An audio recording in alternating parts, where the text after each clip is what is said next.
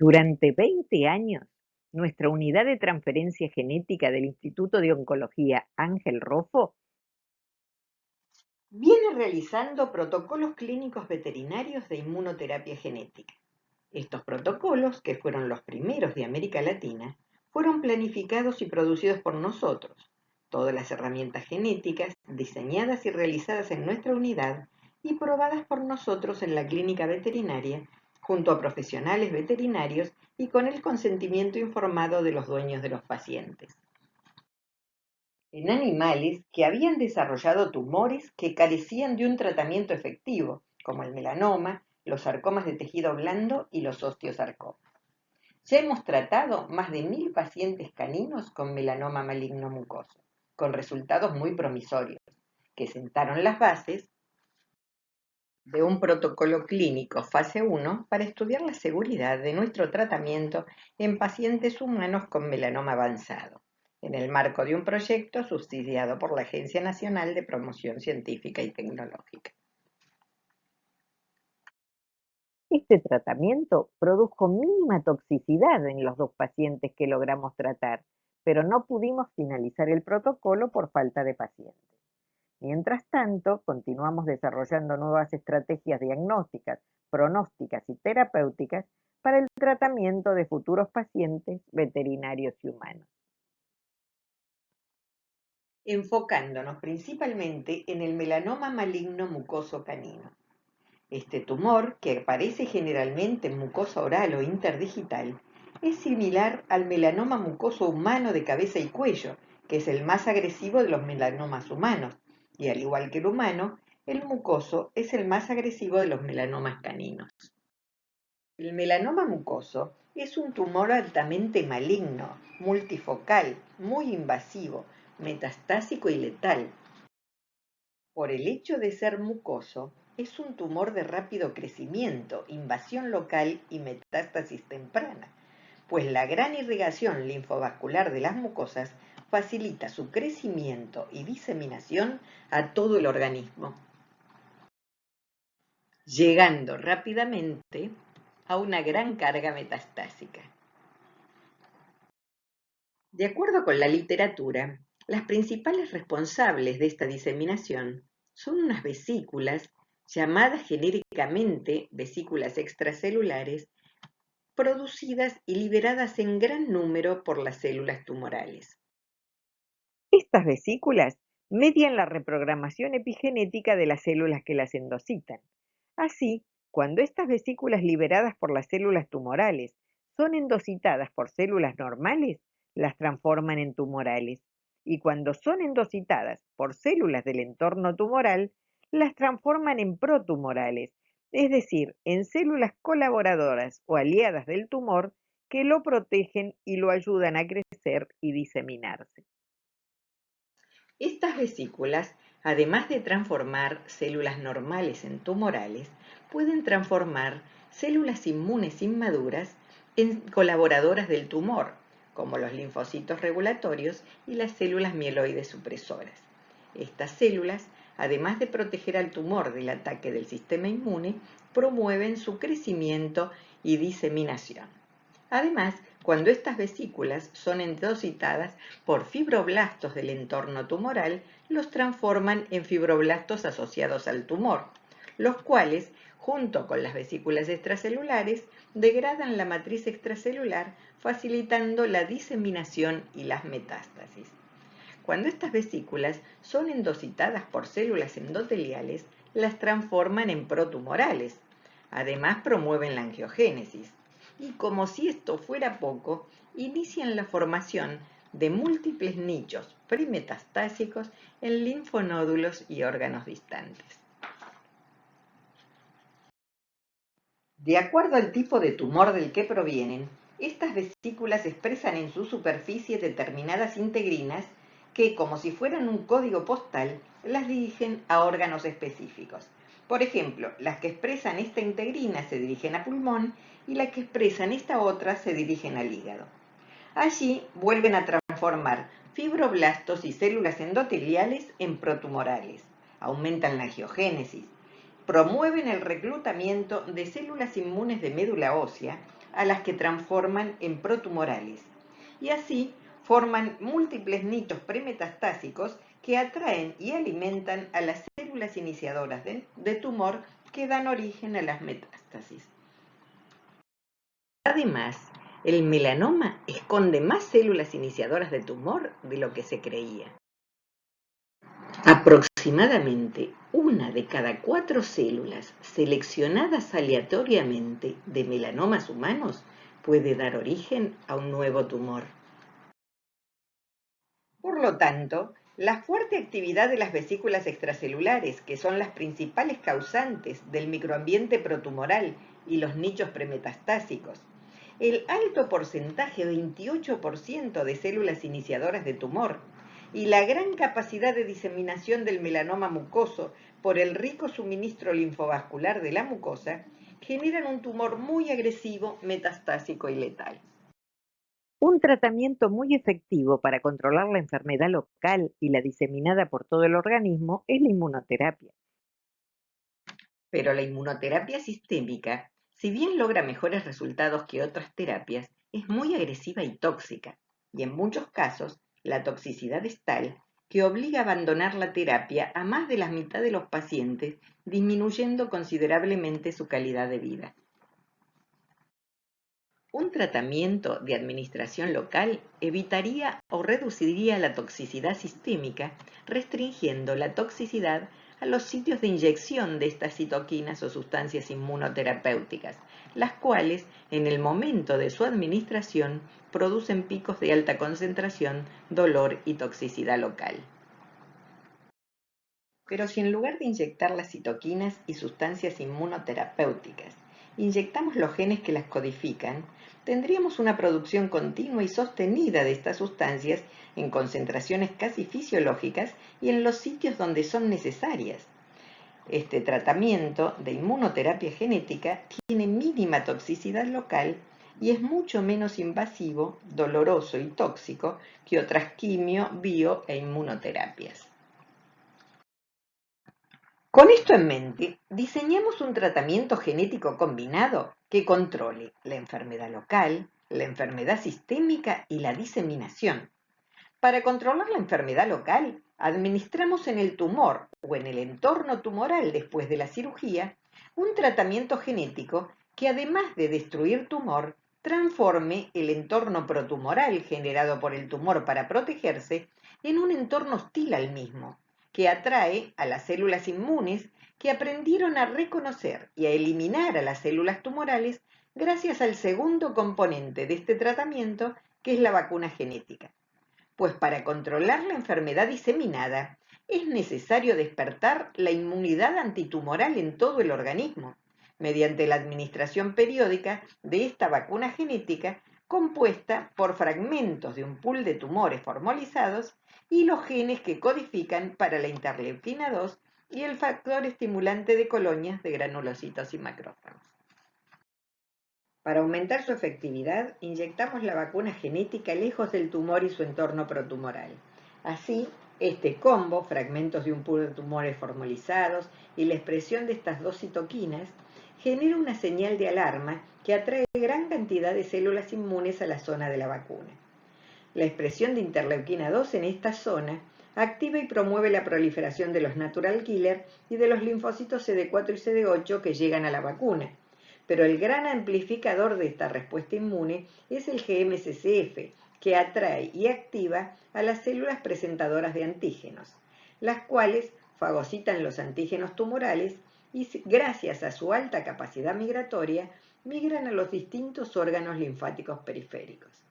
Y como la vacuna se administra periódicamente lejos del tumor y en distintos sitios del lomo, estas presentadoras migran a un gran número de órganos linfáticos periféricos llenos de linfocitos CD4 y CD8 a los que presentan los antígenos tumorales. Esto aumenta mucho el primado y proliferación de los linfocitos antitumorales específicos que pasan a sangre, aumentando la inmunidad sistémica, que elimina las células tumorales liberadas al torrente sanguíneo y controla la enfermedad metastásica. Y parte de estas células inmunes activadas puede volver a la zona del tumor primario si y solo si transformamos el microambiente protumoral en antitumoral. Para ello, utilizamos el sistema del gen suicida que codifica para la timidina quinasa del virus herpes simplex. Este tratamiento es tan inocuo como un tratamiento antiviral local, solo que en lugar de tener células infectadas por el virus, transfectamos a las células tumorales con el gen que codifica para la timidina quinasa herpética. Esto se realiza mediante la inyección en múltiples sitios del tumor o del entorno tumoral después de la cirugía del gen suicida junto con su prodroga, el ganciclovir, ambos en el mismo complejo DNA liposomas catiónicos. Este complejo se forma espontáneamente al mezclar el plásmido con los liposomas catiónicos y al agregar ganciclovir, este se une a la superficie del complejo que es endocitado por las células tumorales. Esto aumenta mucho la efectividad de este sistema, pues ni bien se expresa esta quinasa, ya está presente el ganciclovir en la misma célula para ser fosforilado por esta enzima que lo fosforila con 5000 veces más afinidad que las quinasas celulares, el cual, una vez monofosforilado, es fácilmente bi- y trifosforilado por las quinasas celulares, convirtiéndose en un trifosfato tóxico, análogo de deoxiguanosina, que al incorporarse al DNA en lugar de deoxiguanosina, actúa como un terminador de cadenas. Es decir, cada vez que la DNA polimerasa se encuentra con un ganciclovir fosforilado, cae y no puede seguir copiando el DNA. Y estas células, que no pueden continuar con su replicación o la reparación de su DNA, disparan su apoptosis o programa de muerte celular, durante el cual liberan factores de muerte a las células vecinas, induciendo su muerte.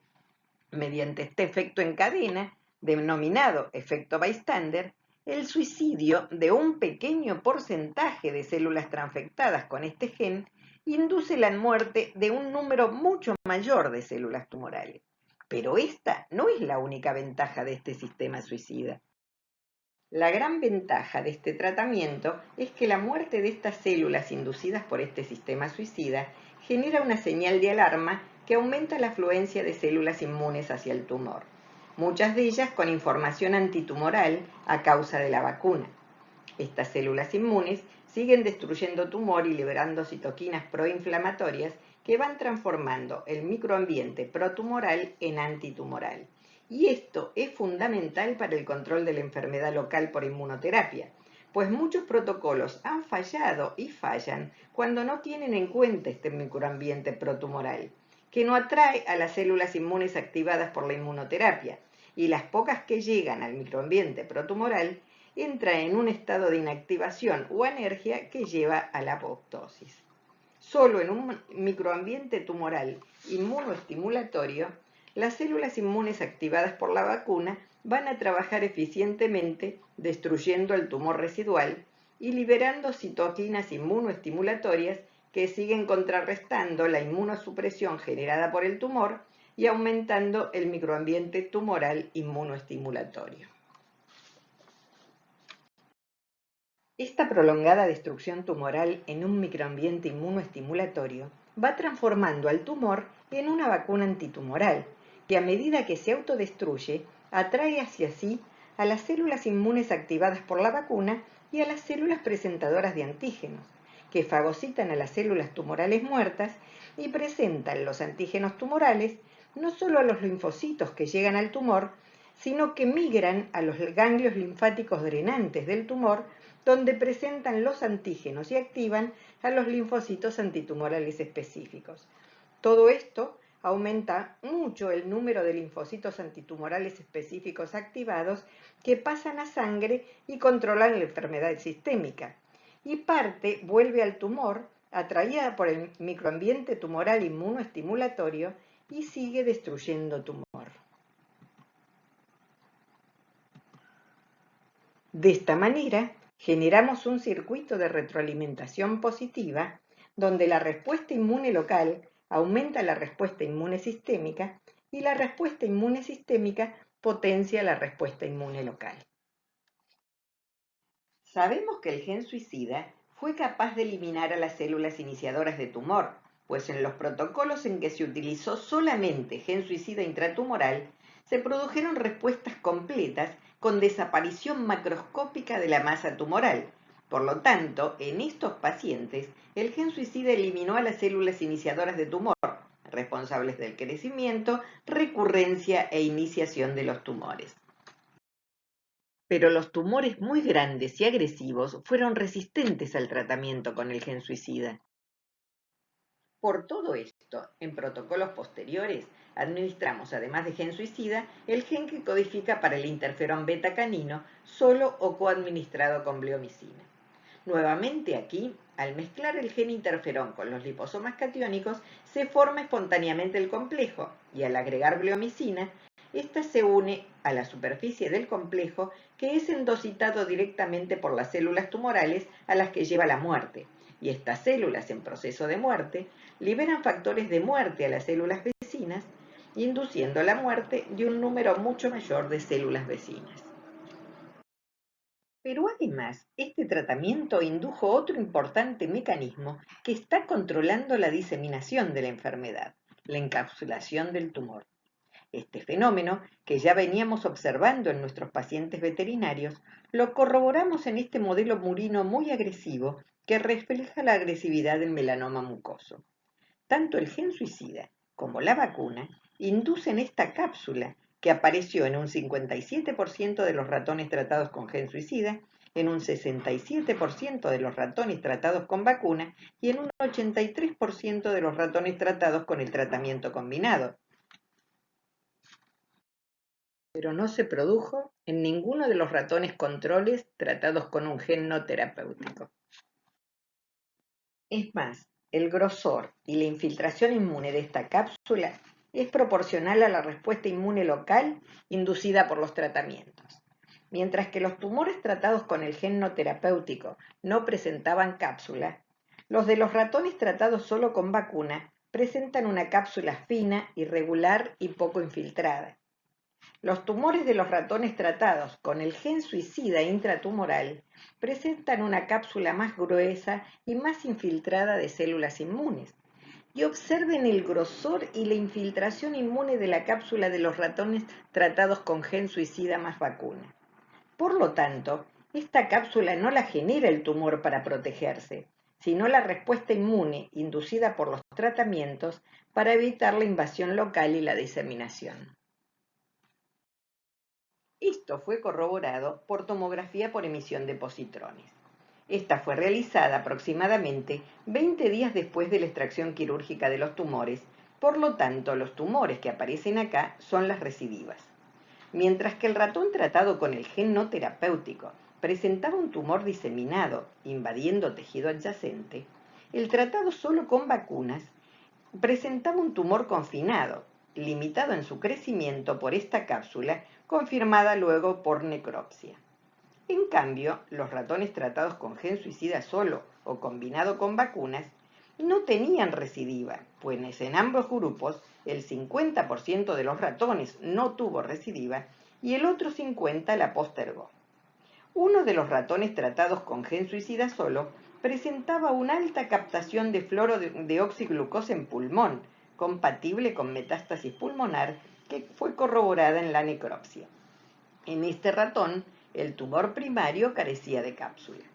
Pero observen qué ocurre en los ratones tratados con el tratamiento combinado.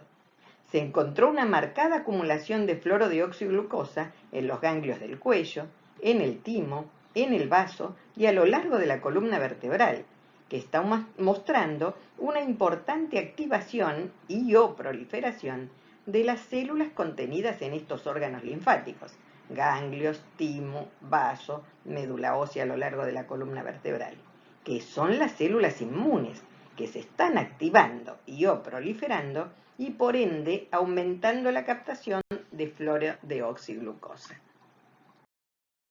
Esta importante activación inmune sistémica fue corroborada por el hecho de que el timo de estos ratones, además de acumular fluorodeoxiglucosa, triplicó su tamaño, pasó de 35 a 110 miligramos.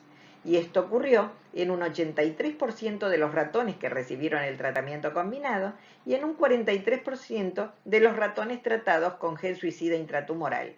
Pero en los grupos control y tratado con vacuna, ningún ratón presentó el timo agrandado.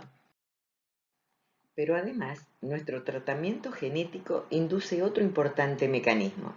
En un trabajo reciente demostramos que cuando lipofectamos con gen suicida e interferón a las células tumorales, estos genes, además de inducir la muerte de las células que los expresan, se incorporan a las vesículas extracelulares, cambiando su información de pro a antitumoral. Pues estas vesículas, a diferencia de las anteriores, llevan a la muerte a las células que las endocitan. De esta manera, las vesículas extracelulares liberadas por las células tumorales para diseminar enfermedad pueden transformarse en bolsas de delivery de los genes y productos terapéuticos. Los resultados de nuestro primer protocolo, fase 1-2, para probar la seguridad y efectividad de este tratamiento genético sin cirugía, corroboran todo esto. Este tratamiento está controlando la enfermedad sistémica. Evidencia de esto es la alta tasa de pacientes libres de metástasis en un 76% de los casos versus un 29% de los controles. Además, el tratamiento invirtió la relación de metástasis de los respectivos controles, donde el 71% de los mismos tuvo metástasis. Pero además está luchando contra la enfermedad metastásica, como lo demuestra este 2% que no aparece en los pacientes controles y que significa la completa desaparición de la metástasis pulmonar de un paciente ingresado al protocolo con metástasis en estadio 4. La metástasis que aparece en la placa del 11/9/02 previa al tratamiento desapareció completamente el 15/10/02 al mes de tratamiento. Pero además, este tratamiento está controlando la enfermedad local, tal como lo demuestra la alta infiltración inmune post-tratamiento con respecto a los mismos tumores pretratamiento. Estas células inmunes son parte de la respuesta inmune local desencadenada por el gen suicida que está controlando la enfermedad local. Evidencia de esto es el alto porcentaje de respuestas objetivas, que son aquellas donde el tratamiento redujo el tamaño tumoral a menos de la mitad de su tamaño al inicio del tratamiento. La coadministración intratumoral del combo gen suicida ganciclovir logró un 44% de respuestas objetivas y un 47% de respuestas objetivas en los pacientes que recibieron el tratamiento combinado. Un dato interesante es que este 44 y 47% de respuestas objetivas incluye un 6 y un 16% de respuestas completas con desaparición macroscópica de la masa tumoral. Pero más del 50% de los tumores, generalmente los más grandes y agresivos, no presentaron respuestas objetivas al gen suicida. Hay una alta correlación entre el tamaño del tumor al inicio del tratamiento y su respuesta al tratamiento. Cuanto más chico es el tumor al inicio del tratamiento, mayor es su respuesta al mismo, y la respuesta final puede ser una respuesta objetiva, que es aquella donde el tratamiento reduce el tamaño tumoral a menos de la mitad de su tamaño al inicio del tratamiento. Dentro de las respuestas objetivas están las respuestas parciales, donde el tamaño tumoral al final del tratamiento es menor que el 50% del tamaño tumoral inicial, pero la enfermedad sigue presente. Y las respuestas completas, donde el tratamiento logra la desaparición macroscópica del tumor y no hay evidencias de la enfermedad. En cambio, cuanto más grande es el tumor al inicio del tratamiento, menor es su respuesta al mismo. Y la respuesta final puede ser estabilización de la enfermedad. En este caso, el estado de la enfermedad no ha cambiado. El tumor no ha aumentado ni disminuido de tamaño, o su crecimiento o disminución es menor del 50% del tamaño que tenía al inicio del tratamiento. Y cuando al final del tratamiento hay progresión tumoral, el tumor ha crecido más de un 50% desde el inicio del tratamiento. La enfermedad es mayor que antes del tratamiento y el tamaño tumoral final es mayor que el 150% del tamaño que tenía al inicio del tratamiento.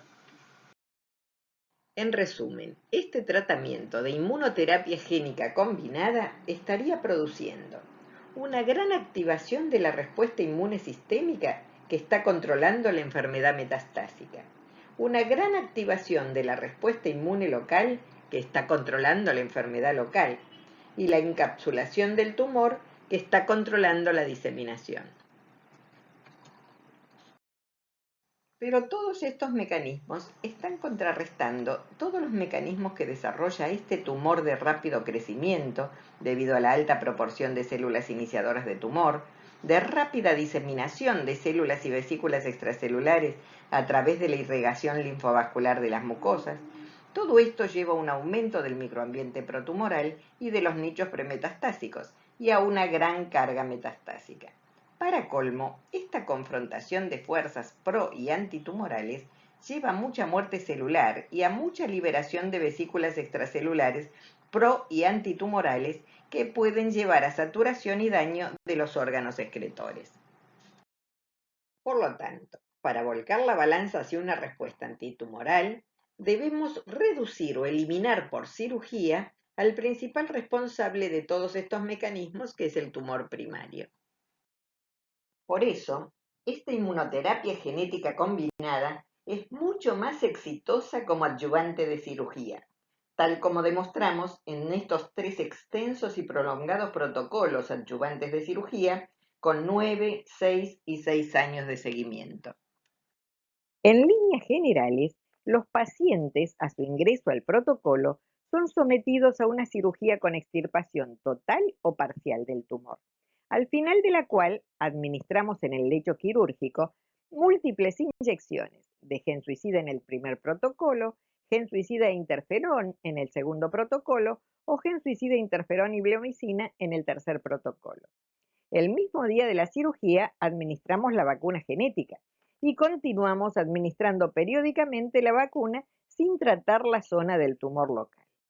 Y en aquellos pacientes con recidiva postcirugía completa, aproximadamente el 20% de los casos, o progresión postcirugía parcial, alrededor del 80% de los casos, administramos junto con la vacuna gen suicida intratumoral en el primer protocolo. O volvemos a resecar total o parcialmente el tumor, agregando nuevamente en el lecho quirúrgico gen suicida e interferón en el segundo protocolo o gen suicida, interferón y bleomicina en el tercer protocolo. Este tratamiento combinado se comparó con la rama control tratada solo con cirugía.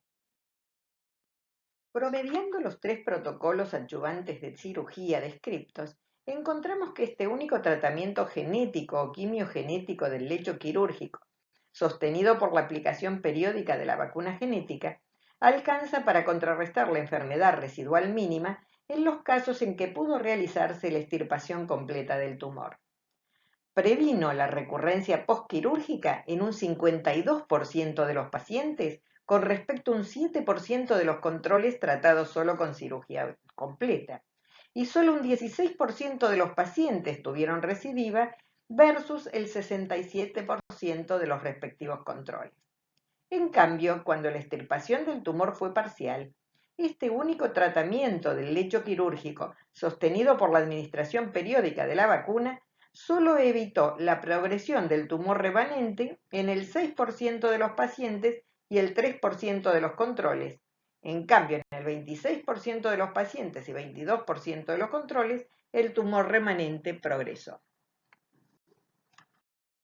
Veamos el aporte de las distintas terapias al tratamiento combinado, comparando la supervivencia mediana de los pacientes, es decir, el tiempo transcurrido desde el inicio del tratamiento hasta la muerte de los pacientes a causa del melanoma o cualquier otra causa, determinado cuando la mitad de los pacientes del protocolo todavía está viva.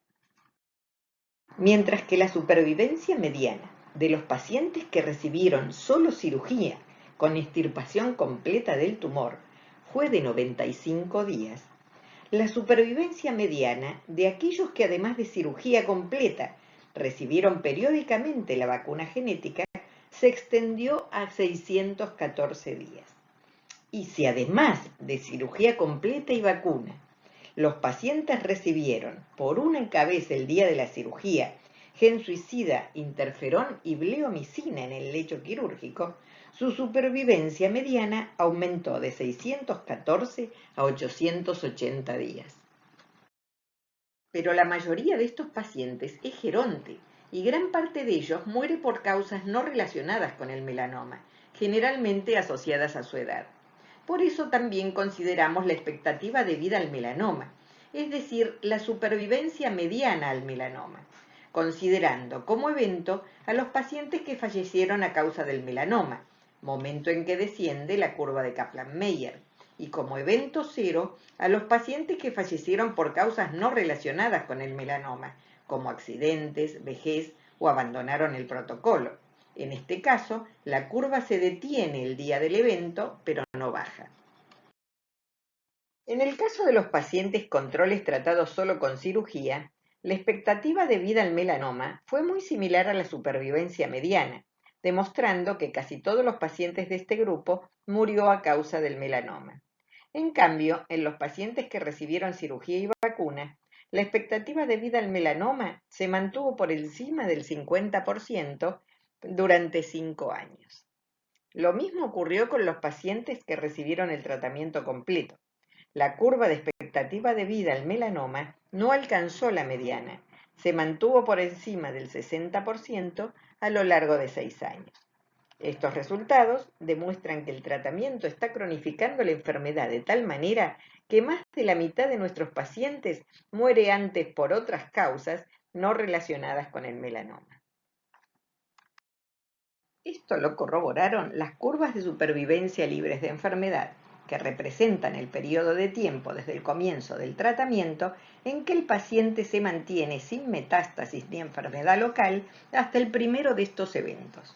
Así, la curva de supervivencia libre de metástasis es el periodo de tiempo desde el inicio del tratamiento en que el paciente se mantiene sin diseminación de la enfermedad a otras partes del cuerpo, y la curva de supervivencia libre de enfermedad local es el periodo de tiempo desde el inicio del tratamiento en que el paciente se mantiene sin recurrencia del tumor local. En este gráfico solo se incluyen los pacientes libres de enfermedad al comienzo del tratamiento.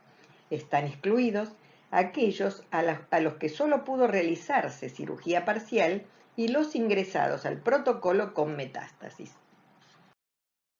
Mientras que la mitad de los pacientes controles tratados solo con cirugía tuvo enfermedad y enfermedad local a los 2 meses y metástasis a los 4 meses, las curvas de supervivencia libre de enfermedad de los pacientes que además de cirugía recibieron periódicamente la vacuna genética no alcanzaron la mediana. Un 55% de estos pacientes se mantuvo libre de enfermedad durante años, de los cuales 64% se mantuvo libre de enfermedad local y aproximadamente un 88% se mantuvo libre de metástasis. Y en el caso de los pacientes que además de cirugía y vacunas recibieron múltiples inyecciones de gen suicida, interferón y bleomicina en el lecho quirúrgico, el 74% se mantuvo libre de enfermedad durante años, de los cuales cerca del 85% se mantuvo libre de enfermedad local y casi un 90% se mantuvo libre de metástasis. Si comparamos las curvas de supervivencia libre de enfermedad de los pacientes de los 3 protocolos adyuvantes de cirugía, vemos que la cirugía con erradicación completa del tumor más la administración periódica de la vacuna genética mantuvieron a más del 55% de estos pacientes libres de enfermedad. Cuando además de cirugía y vacunas, a los pacientes del primer protocolo se les administró gen suicida en el lecho quirúrgico, el 60% de los mismos se mantuvo libre de enfermedad. Y cuando además de cirugía y vacunas, aumentamos la citotoxicidad e inmunoestimulación del lecho quirúrgico por administración de gen suicida e interferón en el segundo protocolo o gen suicida, interferón y bleomicina en el tercer protocolo, alrededor del 75% de los pacientes se mantuvo libre de enfermedad. En conclusión, la inmunoterapia genética adyuvante de cirugía con extirpación completa del tumor cronificó la enfermedad de tal manera que más del 50% de los pacientes murió por causas no relacionadas con el melanoma. Pero además, la inmunoterapia genética adyuvante de cirugía activó una fuerte respuesta inmune sistémica y controló la diseminación. Evidencia de esto es la alta tasa de pacientes libres de metástasis. Más del 83% de los pacientes de los 3 protocolos se mantuvo libre de metástasis. Pero una mayor citotoxicidad e inmunoestimulación del lecho quirúrgico fue crucial para los pacientes a los que solo pudo realizarse la extirpación parcial del tumor.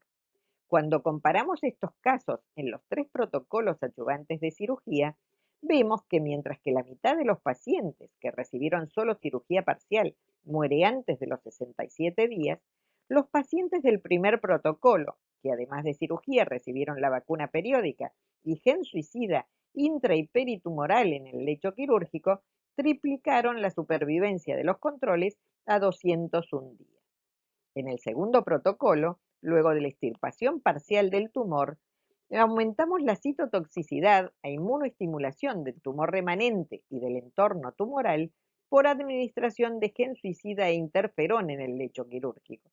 Y continuamos con la aplicación periódica de la vacuna sin tratar la zona del tumor local hasta el momento de la progresión tumoral. Entonces realizamos una segunda cirugía parcial agregando nuevamente gen suicida e interferón intra y peritumoral en el lecho quirúrgico. Este procedimiento aumentó la supervivencia de los pacientes de 201 a 323 días. Y cuando en el tercer protocolo, además de todo esto, potenciamos aún más la destrucción del tumor remanente con el combo gen suicida, interferón y bleomicina, esta combinación citotóxica para el 100% de los tumores aumentó aún más la supervivencia mediana de estos pacientes a 415 días, duplicando la de los pacientes del primer protocolo y sextuplicando la de los pacientes controles tratados solo con cirugía parcial. Estos resultados demuestran que la presencia del tumor local disminuye significativamente la supervivencia de los pacientes. Por lo tanto, cuanto más efectivo sea el tratamiento local en reducir la carga tumoral y el microambiente protumoral, mayor será la supervivencia de los pacientes. Un dato interesante es que además del caso del primer protocolo, en estos 3 protocolos adyuvantes de cirugía también se produjo la completa remisión de las metástasis en órganos distantes de otros 3 pacientes ingresados al protocolo con metástasis en estadio 4. En el primer caso, la paciente ingresó con metástasis hepáticas múltiples que desaparecieron al mes de tratamiento. En el segundo y tercer caso, los pacientes ingresaron con metástasis pulmonares múltiples que desaparecieron a los 2 meses de tratamiento. Pero además, este tratamiento de mínima toxicidad mejoró o restauró la calidad de vida previa a la enfermedad de la gran mayoría de los pacientes tratados. Además, este tratamiento es modular. Cambiando los fragmentos formalizados por los del tumor correspondiente, se pueden tratar distintos tipos de tumores. Así tratamos melanoma metastásicos equinos, sarcomas y osteosarcomas caninos, carcinomas mamarios caninos y neoplasias caninas como el carcinoma de células escamosas, carcinoma renal, carcinoma de vejiga, mastocitoma, schwannoma maligno, carcinoma hepatocelular y tumor venéreo transmisible. Neoplasias felinas hemos tratado principalmente carcinoma de células escamosas, fibrosarcoma vaginal, melanoma maligno, carcinoma de mama, carcinoma hepatocelular, hemangiosarcoma y osteosarcoma. En conclusión, la inmunoterapia genética combinada adyuvante de cirugía previno o retrasó la recurrencia y las metástasis, prolongó la supervivencia y mejoró la calidad de vida de más de 1.500 animales tratados. La seguridad y eficacia de estos tratamientos está validada por el alto número de animales tratados, mayor de 1.500, el prolongado seguimiento, 9, 6 y 6 años en los principales protocolos, y la ausencia de efectos colaterales por el uso prolongado del tratamiento. Nuestro agradecimiento a todos los veterinarios, químicos, bioquímicos, farmacéuticos, biólogos y técnicos especializados que participaron y participan en estos protocolos. Y muchas, muchas gracias a todos aquellos que lo sufrieron en carne propia.